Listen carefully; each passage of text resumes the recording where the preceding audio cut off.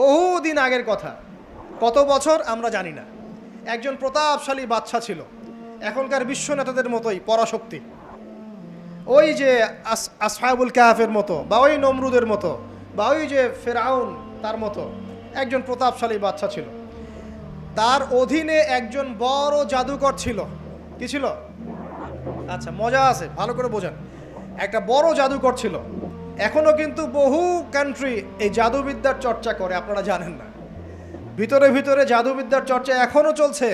আর এই জাদু সত্য, জাদু সত্য, চোখের বদনজরও সত্য। সায়েন্স বিশ্বাস করুক না করুক, এগুলো সত্য। কারণ কোরআন বলেছে সত্য, ব্যাস সত্য। জিন সত্য নাকি মিথ্যা? ফেরেশতা সত্য না মিথ্যা? কবরের আযাব সত্য না মিথ্যা? এগুলো তো চোখে দেখা যায় না, বিশ্বাস করলেন কিভাবে? এই চোখে দেখা যায় না বিশ্বাস করেছেন বলেই তো আপনি মৌলবাদী। চোখে দেখা যায় না, অহেতুক বিশ্বাস করছেন, অতএব আপনি একজন মৌলবাদী মানুষ। বুঝতে পারছেন তো? এই বিষয়গুলো বিশ্বাস না করলে কি আপনি মুমিন হতে পারবেন? আচ্ছা, কবরের আযাব সত্য না মিথ্যা আমরা বিশ্বাস করেছি, তোমরা মরার পরে বিশ্বাস করো। আমরা মরার আগেই বিশ্বাস করেছি, তোমরা মরার পরে বিশ্বাস করো। তারপর তোমরা পাক্কা মৌলবাদী হয়ে যাবে। কারণ মরার পরে যখন কঠিন কবরের আযাব শুরু হবে, দেখবা যে আইনাল ইয়াকিন। ইয়াকিন কয়েক প্রকার হয়। একটা হচ্ছে আপনার আইনাল ইয়াকিন, হাক্কুল ইয়াকিন, এরকম কথা আছে কোরআনে। মানে আইনাল ইয়াকিন মানে যে চোখে দেখলাম এবার বিশ্বাস করলাম। রব্বানা আবসারনা ওয়া সামি'না ফারজি'না না'মাল সালিহান ইন্না মুকিনুন। আছে না সূরা আলিফ লাম মিম সিজদা? হাফেজে কোরআন যারা আছেন, আল্লাহর সামনে জাহান্নামীরা বলবে, রব্বানা, হে আমাদের রব, আবসারনা, এই যে দেখলাম, তোমার আযাব দেখেছি আমরা, এখন পরকালের কথা। ওয়া সামি'না, এই যে শুনতে পাচ্ছি এখন আযাব, ফারজি'না, আমাদেরকে ফিরিয়ে দিন। কোথায় ফিরিয়ে দিবে?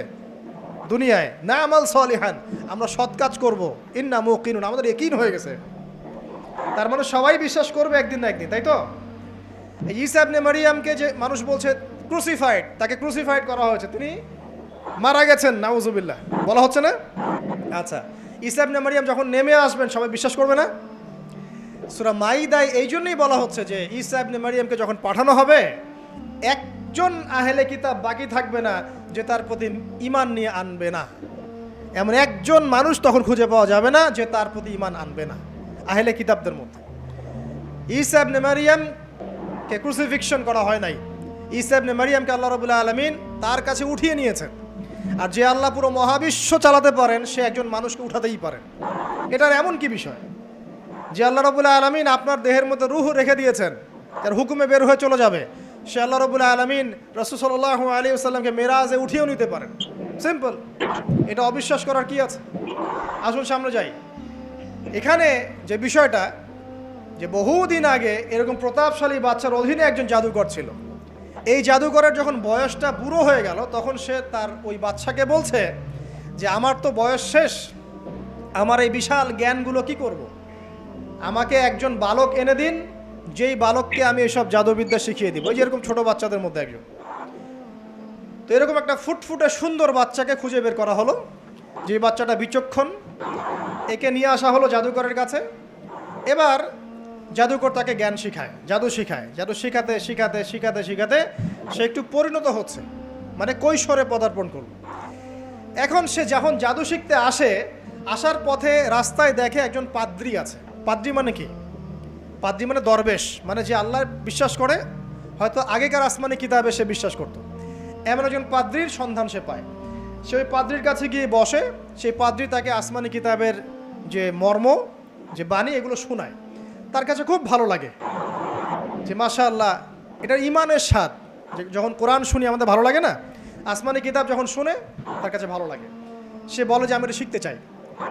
তখন এই পাদ্রী তাকে বলে, তুমি তো জাদু শিখতে যাও এই বাদশার দরবেশের বাদশার জাদুকরের কাছে, যদি ওরা জানতে পারে তাহলে তো সমস্যা। তাহলে উপায় কি?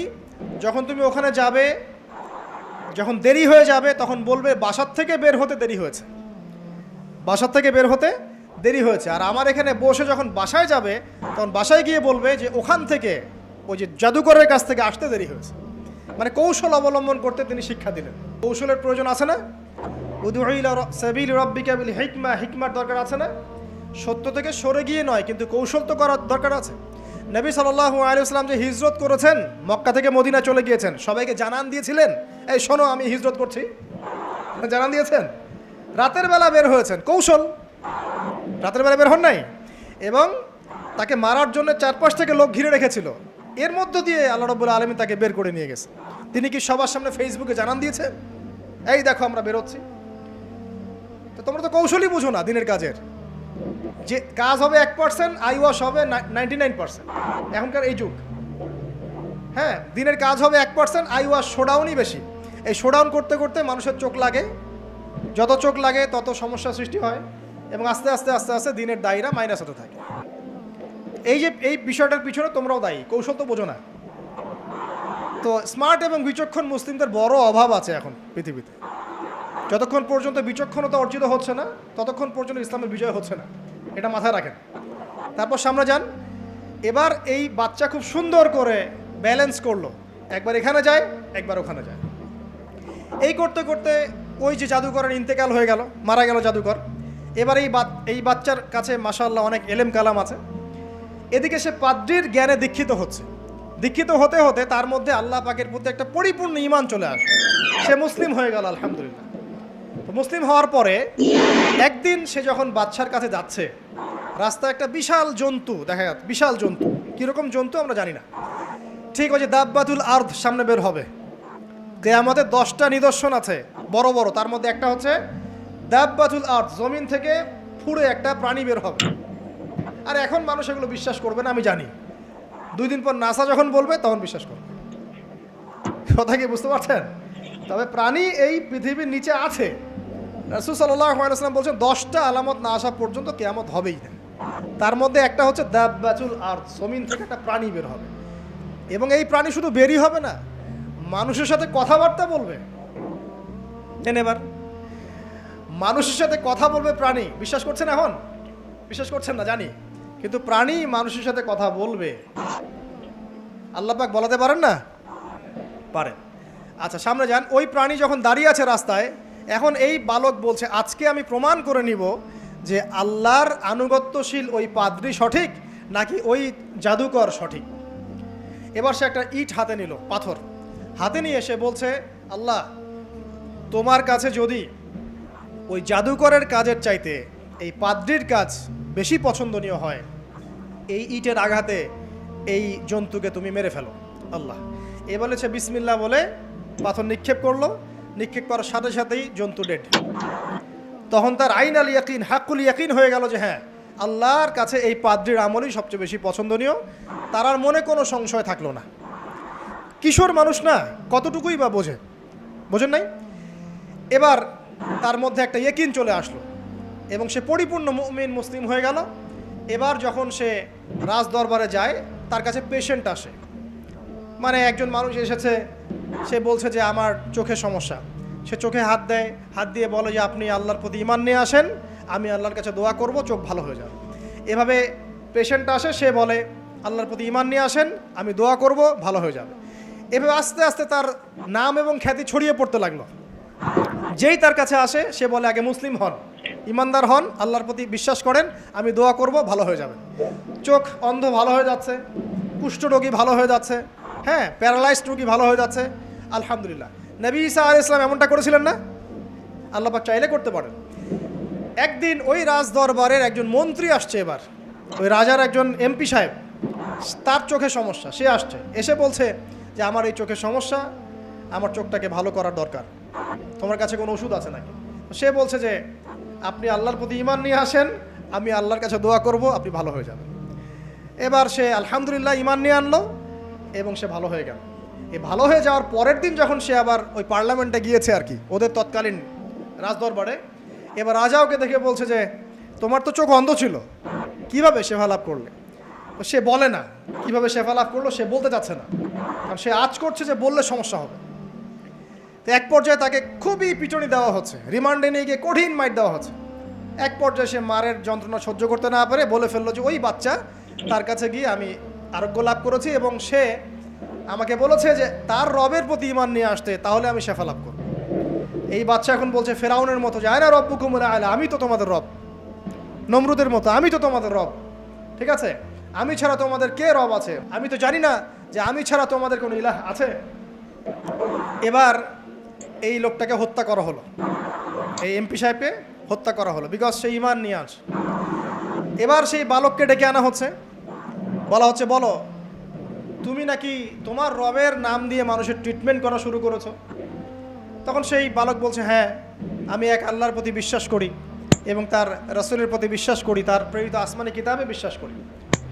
এখন রাজা বলছে আমি ছাড়া তোমাদের কোনো ইলাহ আছে আমি তো জানি না। এই সৈন্যবাহিনী শোনো, এই বালককে ধরো, ধরে নিয়ে গিয়ে উঁচু পাহাড়ে নিয়ে যাও, ওখান থেকে ফেলে দাও। কথা বুঝতে পারছেন? এবার তাকে নিয়ে যাওয়া হলো, ক্রস ফায়ার দেওয়া হবে, এবার উপরে নেওয়া হয়েছে একদম পাহাড়ের উপরে। এবার ওই বালক উপরে উঠে একটা দোয়া করছে, এই দোয়াটা সবাই শিখে নেন। ওই বালক উপরে উঠে দোয়া করছে আল্লাহুম্মা কফিনিহিম বিমা শি'তা, আল্লাহুম্মা কফিনিহিম বিমা শি'তা, আল্লাহুম্মা কফিনিহিম বিমা শি'তা। পাহাড় থরথর করে কাঁপা শুরু করলো এবং ওই সৈন্যবাহিনী পাহাড় থেকে পড়ে গেল, বালকের কিচ্ছু হলো না। আমি কিন্তু বানোয়াট কোনো গল্প বলছি না, এটা কোরআন থেকে বলছি এবং এটা তাফসির। আপনি যে কোনো তাফসির পড়েন, মারিফুল কোরআন, তাফসির ইবনে কাসির, জালালাইন পড়ে দেখেন, জাস্ট পড়ে দেখেন আমার সাথে ডিবেট করার আগে। এবার সে বালক হেঁটে হেঁটে চলে আসলো রাজদরবারে। আবার কি ব্যাপার, তুমি মরো নাই? না, আল্লাহ আমাকে বাঁচিয়েছেন, আমার রব আমাকে বাঁচিয়েছেন। আবার পাঠানো হচ্ছে আরেক দল সেনাবাহিনীকে নিয়ে, যাও এবার ওকে সমুদ্রে নিয়ে যাও, সমুদ্রের মাছ সমুদ্রে ডুবিয়ে দিবে একদম। আবার সে ওখানে গিয়ে বলল আল্লাহুম্মা কফিনিহিম বিমা শি'তা, হে আল্লাহ, অর্থ হচ্ছে হে আল্লাহ আমার বিপক্ষে যারা আছে আপনি যা দিয়ে ইচ্ছা ওদের বিরুদ্ধে আমাকে সাহায্য করেন। অর্থটা হচ্ছে এমন, আল্লাহুম্মা কফিনিহিম বিমা শি'তা, আল্লাহ আপনি আমার জন্য যথেষ্ট হয়ে যান, ওদের বিরুদ্ধে আমার জন্য যথেষ্ট হয়ে যান, যা ইচ্ছা তাই দিয়ে আপনি হেদায়েত করুন, মানে আমাকে হেফাজত করুন। ঠিক আছে, আল্লাহুম্মা কফিনিহিম বিমা শি'তা, ছোট্ট দোয়া।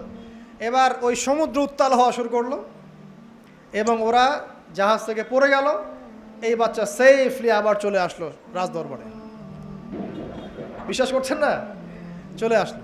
এবার আসার পরে বলছে শোনেন, আমাকে এভাবে মারতে পারবেন না, আমাকে এইভাবে মারা যাবে না, আমি আপনাদেরকে বলে দিচ্ছি কিভাবে আপনি আমাকে মারতে পারবেন। তো বাচ্চা বলছে কিভাবে মারতে পারবো বলো। তখন সেই বাচ্চাটা বলছে যে আপনি সমস্ত এলাকার মানুষকে এক জায়গায় জড়ো করবেন, মানে পুরো নেশনের যত মানুষ সবাইকে একটা মাঠে নিয়ে আসবেন, মাঠের মাঝখানে একটা গাছ রোপণ করবেন বা একটা কিছু স্তম্ভ নির্মাণ করবেন, সেখানে আমাকে বেঁধে ফেলবেন। বেঁধে ফেলার পরে আমার এই ধনুক থেকে একটা তীর বের করবেন, তীর বের করে আপনি নিজ হাতে এই তীরটাকে নিশানা দিবেন, দিয়ে বলবেন বিসমিল্লাহ আল্লাহর নামে, বিসমিল্লাহ আল্লাহর নামে, বিসমিল্লাহি রব্বি হাযাল গোলাম বলে ছুড়বেন। অর্থ হচ্ছে আমি এই রবের, আমি এই বাচ্চার রব, আমি এই বাচ্চার রব আল্লাহর নামে তীর ছুড়লাম, এটা বলে তীরটা নিক্ষেপ করবেন, তাহলে আমি মরবো, তার আগে মরবো। কথা কি বুঝতে পারছি? এবার তাই করা হলো, সমস্ত এলাকার মানুষকে এখানে জড়ো করা হলো। কথাটা ভালো করে বোঝেন, সমস্ত এলাকার মানুষ মানে কি ওই এলাকার সব মানুষ, মানে মুমিন কাফের যে আছে সবগুলাকে একত্রিত করা হলো। করার পরে বাচ্চাটাকে এভাবে একটা জায়গায় বেঁধে দেওয়া হয়েছে, খেজুর গাছে, তাফসিরে এসেছে খেজুর গাছে। এবার সে এখান থেকে তীর বের করে বাচ্চা বলছে বিসমিল্লাহি রব্বি হাযাল গোলাম, নিক্ষেপ করলো। তীরটা ঠিক, আল্লাহ পাকের দৃষ্টি দেখেন এত সূক্ষ্ম, ওইটাই বর্ণনা করেছেন। তীরটা ঠিক বাচ্চার এই জায়গায় লেগেছে, এই যে মাথার এইখান থেকে লেগে এদিকে বের হয়ে গেছে। ছেলেটার বাচ্চা ওই বাচ্চা ছেলেটার এই যে কপালের এই পার থেকে এই পার পর্যন্ত তীর চলে গেল এবং বাচ্চাটা শহীদ হয়ে গেল আলহামদুলিল্লাহ। এবং এই বাচ্চাটা যখন মারা গেল বা শহীদ হয়ে গেল, আর সারা এলাকার মানুষ কি দেখলো? দেখলো যে বাচ্চা তাকে দুইবার চেষ্টা করে মারতে পারে নাই, কিন্তু তার রবের নাম যখন নেওয়া হয়েছে, আল্লাহর নাম নেওয়া হয়েছে, মারতে পেরেছে। দেন পুরো এলাকার সমস্ত মানুষ মুসলিম হয়ে গেল আলহামদুলিল্লাহ। একজন বাচ্চার জীবনের বিনিময়ে সমস্ত এলাকার মানুষ ইসলামের হেদায়েত পেয়ে গেল আলহামদুলিল্লাহ। এবার বাচ্চার মাথা তো আরও খারাপ, একটাকেই সামলাতে পারছিলাম না, এবার তো সমস্ত এলাকার মানুষ মুসলিম হয়ে গেছে। এখন কি করবেন? এখন সেনাবাহিনীকে আদেশ করা হয়েছে সমস্ত মানুষগুলোকে জড়ো করো, জড়ো করে একটা গর্ত খোঁড়ো, একটা গর্ত খুঁড়ে সেখানে আগুন জ্বালাও, আগুন জ্বালিয়ে সমস্ত মানুষকে ফেলে দাও। দৃশ্যটাকে কল্পনা করতে পারছেন? একটা পুরো এলাকার মানুষকে একটা মাঠের মধ্যে একত্রিত করে সেখানে আগুন জ্বালিয়ে সবাইকে সেখানে ফেলে দেওয়া হলো এবং তারা চতুর্দিক থেকে এটাকে অবলোকন করতে লাগলো, মজা উপভোগ করতে লাগলো। এটাই আল্লাহ পাক বলছেন, কুতিলা আসহাবুল উখদুদ ইয হুম আলাইহা কুউদ ওয়া হুম আলা মা ইয়াফআলুনা বিল মুমিনিনা শুহুদ। শেষ পর্যায়ে তাফসীরে এসেছে, শেষ পর্যায়ে একজন মায়ের কোলে একটা ছোট্ট বাচ্চা ছিল। তো সেই মা নিজে লাফ দিবে এটাতে তার কোনো সমস্যা নেই, কিন্তু বাচ্চাটাকে নিয়ে লাফ দেওয়ার জন্য সে ইতস্তত বোধ করছে। তখন আল্লাহ রাব্বুল আলামিন সেই ছোট্ট বাচ্চাটার কোলে, সেই ছোট্ট বাচ্চাটার জবানের মধ্যে আল্লাহর কুদরত নিদর্শন নাজিল করলেন। ওই বাচ্চাটা কথা বলা শুরু করলো। সেই বাচ্চাটা বলল, ইয়া উম্মা, হে আমার মা, লা তাখাফি, তুমি ভয় করো না, ফাইন্নাকি আলাল হক, কারণ আপনি সত্যের উপর আছেন, লাফ দিন। যারাই সে অগ্নিকুণ্ডে সেদিন লাফ দিয়েছে তারাই জান্নাতের স্বাদ পেয়েছে, আলহামদুলিল্লাহ। এই হলো আসহাবুল উখদুদের ঘটনা, যেটা আল্লাহ রাব্বুল আলামিন সূরা বুরুজের মধ্যে বলেছেন। এখানে একটাই শিক্ষণীয় বিষয়, ঈমান এর শক্তি, একজন ছোট্ট বালকের মধ্য দিয়ে কিভাবে আল্লাহ রাব্বুল আলামিন পুরো নেশনকে হেদায়েত করতে পারেন, এবং আল্লাহ রাব্বুল আলামিন সমস্ত পরিকল্পনার উপরে মহা পরিকল্পনাকারী, এবং আল্লাহ সুবহানাহু ওয়া তাআলা তাদেরকে চিরস্মরণীয় করে রেখেছেন কোরআনের পাতায়। কিয়ামত পর্যন্ত মানুষ এই ঘটনা পড়বে, তাদের থেকে শিক্ষা গ্রহণ করবে না? তো আল্লাহ রাব্বুল আলামিন সবচেয়ে বেশি স্মার্ট না আমরা সবচেয়ে বেশি স্মার্ট? এরপরে আল্লাহ রাব্বুল আলামিন বলছেন যে তারা ঈমান আনা ছাড়া অন্য কোনো অপরাধ করে নাই। এই মুমিন যারা ছিল আগুনে লাফ দিয়েছে, এদের কি কোনো অপরাধ ছিল? এদের কোনো অপরাধ ছিল? কি অপরাধ ছিল? তারা শুধুমাত্র কি ছিল? মুমিন ছিল। ঈমান আনার ফলে তাদের এই পরিণতি হয়েছে, তাদেরকে অগ্নিকুণ্ডে লাফ দিতে তারা বাধ্য হয়েছে। যারা দিয়েছে তারা কি জান্নাতি না জাহান্নামী? জান্নাতি। ওই যে বালক যে একা দৃষ্টান্ত স্থাপন করে গেল এবং পুরো নেশনকে হেদায়েত দিয়ে গেল, এই বালক সফল না ব্যর্থ? আল্লাহ রাব্বুল আলামিন যদি চান তাহলে এরকম একজন দুইজন মানুষকে দিয়েও পুরো নেশনকে হেদায়েত করাতে পারেন, এবং যেটা হয়ে গেছে